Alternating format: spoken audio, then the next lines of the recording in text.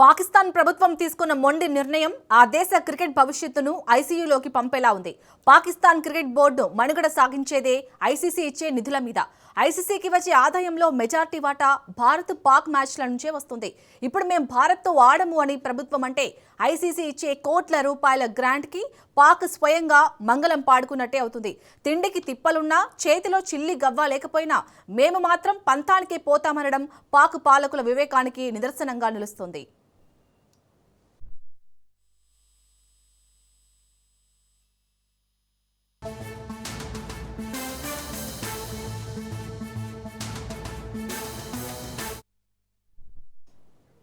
భారత్కు వ్యతిరేకంగా ఏదో చేద్దామని వెళ్లి తమ కాళ్ల మీద తామే గొడ్డలి వేసుకోవడం పాకిస్తాన్కు మొదటి నుంచి అలవాటు.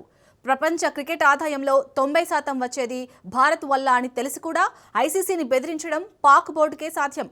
మేము రాకపోతే ప్రపంచ కప్ వెలవెలబోతుందని పాక్ బోర్డు భ్రమపడుతుంది. పాక్ టీం ప్రస్తుతం పిచ్ మీద కంటే రాజకీయాల పిచ్ మీద బాగా ఆడుతుంది.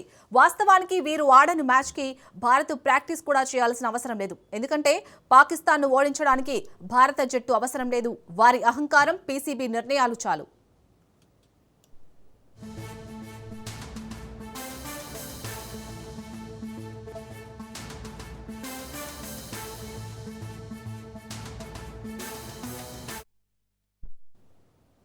క్రీడల్లో రాజకీయ జోక్యం ఉండకూడదని ఐసీసీ నిబంధనలు స్పష్టంగా చెబుతున్నాయి. ప్రభుత్వం నేరుగా ఆడొద్దు అని ఆంక్షలు విధిస్తే ఐసీసీ పాకిస్తాన్ సభ్యత్వాన్ని రద్దు చేసే లేదా సస్పెండ్ చేసే అవకాశం ఉంది. గతంలో శ్రీలంక, జింబాబ్వే బోర్డులకు పట్టిన గతే రేపు పాకిస్తాన్కి పట్టవచ్చు. అంటే ప్రపంచ క్రికెట్ మ్యాప్ నుంచి పాకిస్తాన్ కనుమరుగవ్వడానికి ప్రభుత్వం అడుగులు వేస్తోంది.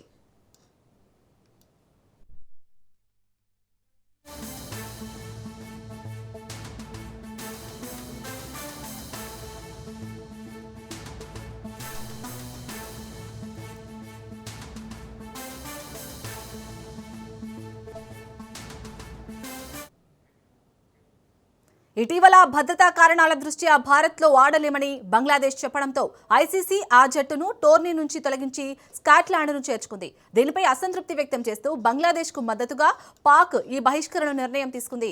2025 ఛాంపియన్స్ ట్రోఫీ కోసం భారత్ పాకిస్తాన్కు వెళ్లడానికి నిరాకరించింది. అప్పుడు మ్యాచ్లను దుబాయ్లో నిర్వహించారు. దీనికి ప్రతీకారంగా ఇప్పుడు శ్రీలంకలో న్యూట్రల్ వేదిక జరగాల్సిన మ్యాచ్ని కూడా ఆడబోమని పాక్ ముందుకేస్తుంది. భారత్, పాకిస్తాన్ మధ్య ఉన్న రాజకీయ సరిహద్దు ఉద్రిక్తతల వల్ల భారత ప్రభుత్వం మొదటి నుంచి పాకిస్తాన్తో క్రికెట్ ఆడకూడదనే నిర్ణయానికి కట్టుబడి ఉంది.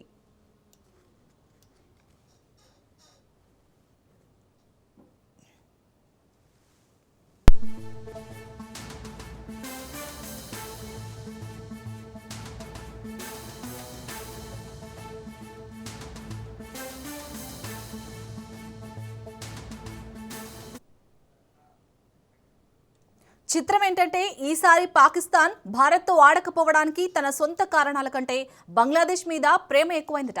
ఐసీసీ బంగ్లాదేశ్ను టోర్నీ నుంచి తీసేస్తే ఆ బాధ తట్టుకోలేక పాకిస్తాన్ నేను భారత్తో ఆడను అని అలిగింది. అంటే పక్కింటి వాడు స్కూల్కి రాలేదని, వీడి కూడా ఎగ్జామ్ రాయనని మొండికేస్తున్నట్లు ఉంది.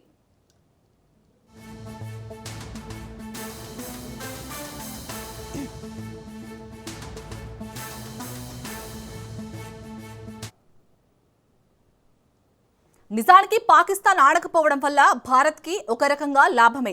చెమట చిందించకుండా, బ్యాట్ ఊపకుండానే 2 పాయింట్లు పల్లెంలో పెట్టించినట్టు భారత్ ఖాతాలో పడతాయి. ఆడి ఓడిపోయే కంటే ఆడకుండానే పాయింట్లు ఇచ్చేసి గౌరవంగా తప్పుకోవడం మేలు అని పాక్ బోర్డు భావిస్తుంది.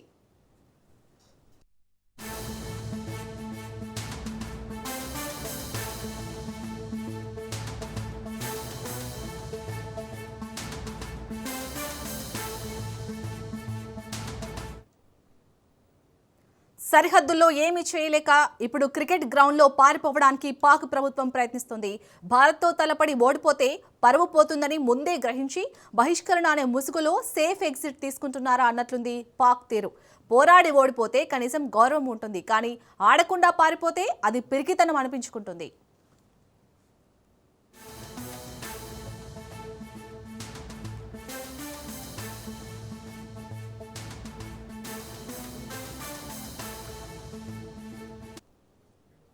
పాకిస్తాన్లో క్రికెట్ను ప్రాణంలా ప్రేమించే అభిమానులు లక్షల్లో ఉన్నారు. వారు తమ జట్టు గెలుస్తుందని ఆశిస్తుంటే ప్రభుత్వం మాత్రం వారి ఆశల మీద నీళ్లు చల్లింది. రాజకీయ పంతాల కోసం క్రీడాభిమానుల గొంతు నొక్కడం పాక్ ప్రభుత్వానికి అలవాటుగా మారింది.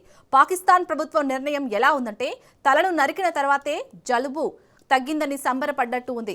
క్రికెట్ను బ్రతికించుకోవాల్సిన బోర్డు దాన్ని చంపేస్తున్న ప్రభుత్వాన్ని ఏమీ అనలేక మూగనోము పట్టింది. ఈ నిర్ణయంతో నష్టపోయేది భారత్ కాదు, కేవలం పాకిస్తాన్ క్రికెట్ మరియు అక్కడి ఆటగాళ్లు మాత్రమే. పాకిస్తాన్ తన తప్పు తెలుసుకొని మళ్లీ యూటర్న్ తీసుకుంటుందా, లేక పంతానికి పోయి క్రికెట్ నుంచి కనుమరుగయ్యే అవకాశం ఉందా?